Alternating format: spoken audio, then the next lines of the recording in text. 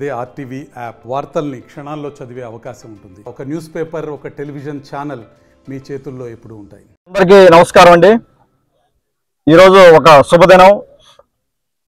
ఉదయగిరి నియోజకవర్గ అభివృద్ధి వింజమూరులో dialysis centre తోటే ఒక మెట్టు పడింది.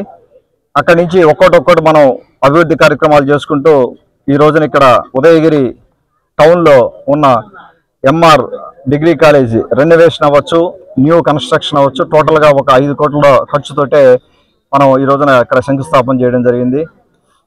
ఈ కాలేజీ పరిస్థితి ఇంతకుముందు నేను కాకర్లా చారిటబుల్ ట్రస్ట్ నుంచి కొంత కార్యక్రమం ఇక్కడ చేసినప్పుడు చాలా దయనీయమైన పరిస్థితిలో ఉన్నది. కాలేజీ సరిగా విండోస్ లేక, సరైన ఫెసిలిటీస్ లేక, ఇది కాలేజీనా కాదా అన్న పరిస్థితిలో ఉన్నది. ఆ రోజు నుంచి కూడా ఆలోచన, ఈ ఒక్క డిగ్రీ కాలేజ్ కాదు, అన్ని కాలేజీలు స్కూల్స్ ఉదయగిరి నియోజకవర్గంలో మన గౌరవ విద్యాశాఖ మంత్రి, మన నాయకులు, యువ నాయకులు నారా లోకేష్ బాబు గారి నాయకత్వంలో ఇంకా ఎన్నో మెట్లు పడాల్సిన ఉంది ఉదయగిరి నియోజకవర్గంలో. వారి దృష్టికి నేను చాలాసార్లు తీసుకెళ్ళడం జరిగింది. పరిస్థితి బాగాలేదు, ఇక్కడ మనం ఇంప్రూవ్ చేయాల్సిన చాలా ఉందని చెప్పి.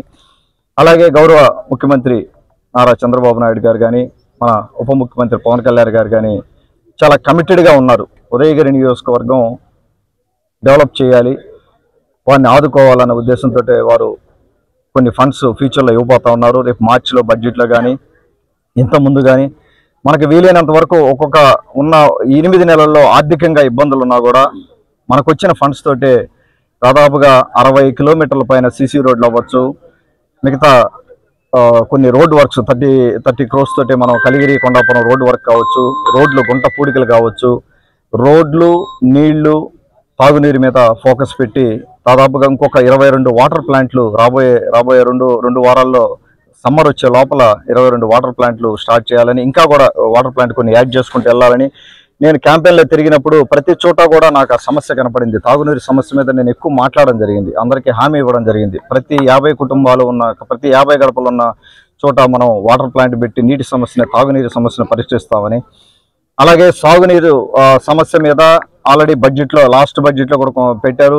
ఈ బడ్జెట్లో మనం ఎక్కువ ఎక్స్పెక్ట్ చేస్తా ఉన్నాం. రేపు రాబోయే బడ్జెట్లో మనకు ఒకటి వెలిగొండ ప్రాజెక్ట్ కంప్లీట్ అవ్వాలి. అలాగే మనకు Somasila high canal project complete అయితే ఉదయగిరి నియోజకవర్గం సస్యశ్యామలం అవుతుంది. ఆ నమ్మకం మాకుంది, ఇక్కడ ఉన్న నాయకులందరికీ ఉంది. విజయరామన్న నేతృత్వంలో అలాగే ఆయనకి ఉన్న అనుభవంతో, అలాగే మన చెంచల్ బాబు యాదవ్ గారు కానీ వాళ్ళకు ఒక స్పష్టమైన ఐడియా ఉంది. ఉదయగిరి నియోజకవర్గంలో గత 40 ఏళ్ళుగా రాజకీయాలు చేస్తున్నారు కాబట్టి వాళ్ళకి ఎక్కడ మనం వెనకబడి ఉన్నాము. వారి ప్రయత్నం వారు చేశారు. ఈ రోజున టెక్నాలజీ మారింది, ఇన్ఫ్రాస్ట్రక్చర్ డెవలప్ అయింది, అవకాశాలు వస్తున్నాయి. రాబోయే రోజుల్లో ఖచ్చితంగా కొన్ని ఇండస్ట్రీస్కి గ్రౌండ్ బ్రేకింగ్ జరగబోతా ఉంది. స్లోగా నేను అన్నీ ఒక్కొక్కటి వివరిస్తాను. ఒక్కొక్కటి జరిగిన తర్వాత, నేను గెలిచినప్పటి నుంచి కూడా నేను అమెరికా వెళ్ళినా 4 రోజులు అక్కడ ఉన్నా కూడా ఎవ్రీడే ఎవరొకరితోటి మీటింగ్ పెట్టుకొని ఇక్కడ ఉన్న పరిస్థితులు చెప్పడం, ఏదన్నా వచ్చి ఇన్వెస్ట్ చేయమని చెప్పడం. అలాగే ఇక్కడున్న ఉదయగిరి నియోజకవర్గంలో నుంచి బయట ఉన్న చాలామంది రూపాయలు సంపాదించుకొని ఉన్నారు. వారు కూడా చాలామంది ఆసక్తి చూపెడతా ఉన్నారు. ఇక్కడ సరైన అనువైన పరిస్థితులు ఉంటే, ఒకటి బిజినెస్ మ్యాన్ ఎవరైనా కూడా, అందరూ బిజినెస్ మ్యాన్లు సర్వీస్ చేయరు. సో బిజినెస్ మ్యాన్కి కావాల్సింది వాళ్ళు ఇన్వెస్ట్మెంట్ పెట్టినప్పుడు సరైన రిటర్న్ ఆఫ్ ఇన్వెస్ట్మెంట్ ఉంటే ఎవరైనా ముందుకు వస్తారు. వాళ్ళకి ఆ భరోసా కల్పించాలి.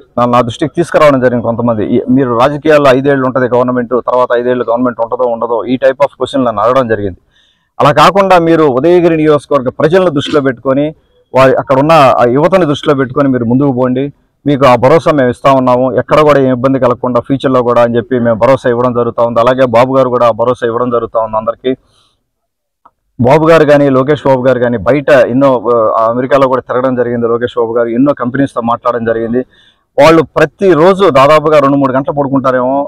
ప్రతిరోజు కూడా వాళ్ళ తపన ఏంటంటే ఉద్యోగాలు క్రియేట్ చేయాలి. ఎప్పుడైతే జాబ్ క్రియేషన్ పెరుగుతుందో, జాబ్స్ క్రియేషన్ పెరిగిన తర్వాత ఆటోమేటిక్గా ఫ్యామిలీస్ డెవలప్ అవుతాయి. దాదాపుగా ఉదయగిరి నియోజకవర్గంలో 90,000 కుటుంబాలు ఉన్నాయి. 90,000 కుటుంబాల్లో కష్టాలు ఏమి లేవు. ఎక్కడైతే మనం వెనకబడిన కుటుంబాలు ఉన్నాయో వాటిని పైకి తీసుకురావాల్సిన అవసరం ఉంది. వాళ్ళు ఉద్యోగం కానీ ఒకటి దొరికితే కుటుంబం అభివృద్ధి చెందే పరిస్థితి. ఆ విధంగా మనం ఆలోచన చేసి ముందుకు పోవడం జరుగుతూ ఉంది. ఎక్కడ కూడా ఏ అవకాశాన్ని జారవించుకోవడం లేదు. అలాగే నేను ఎమ్మెల్యేగా, నాకు కొత్త, ఫస్ట్ టైం నేను ఎమ్మెల్యేగా ఉన్నాను. ప్రత్యక్ష రాజకీయాల్లోకి ఫస్ట్ టైం వచ్చాను. అంతకుముందు నేను నాన్ ప్రాఫిట్ ఆర్గనైజేషన్స్ రన్ చేస్తున్నాను. నా ప్రొఫెషన్లో నేను లీడ్గా ఉన్నాను. ఎంతోమందిని 500-600 మందిని కూడా లీడ్ చేసిన సందర్భం ఉంది. కానీ ప్రత్యక్ష రాజకీయాల్లోకి, స్టూడెంట్ రాజకీయాల్లో నుంచి ప్రత్యక్ష రాజకీయాల్లోకి నేను ఈరోజు రావడం జరిగింది. నాకు కూడా కొంత లెర్నింగ్ ఉంటుంది. నేను ఎప్పుడు కూడా నాకు అంతా తెలుసునే మనస్తత్వం కాదు నాది. ఎవ్రీడే కూడా ప్రతిరోజు ఏదో ఒకటి నేర్చుకుంటూ ఉంటాము, మనల్ని మనం ఇంప్రూవ్ చేసుకుంటూ ముందుకెళ్తూ ఉంటాము.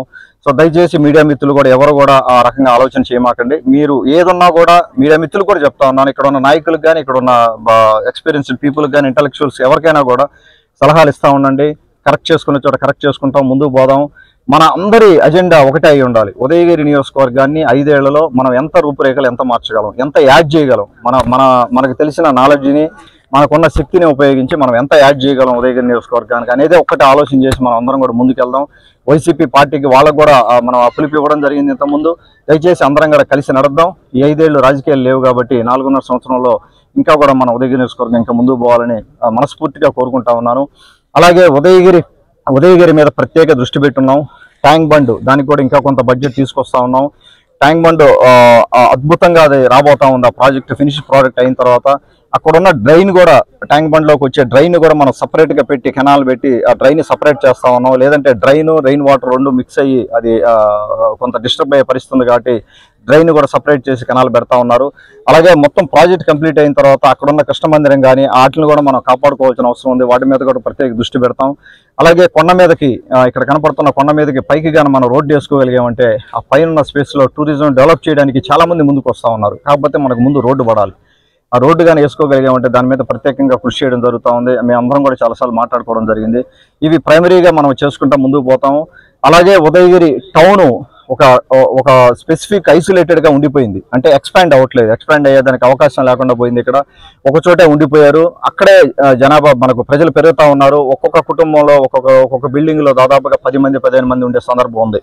వాళ్ళతో కూడా వర్క్ చేసి వాళ్ళని కొంతమందిని బయటకు తీసుకురావాల్సిన అవసరం ఉంది. రిహాబిలిటేషన్ చేసి బయట మరిన్ని వీడియోస్ కోసం ఛానల్ ని సబ్స్క్రైబ్ చేయండి. లేటెస్ట్ అప్డేట్స్ కోసం వాట్సాప్ ఛానల్ ని ఫాలో చేయండి. అండ్ లింక్ డిస్క్రిప్షన్ లో ఉంది.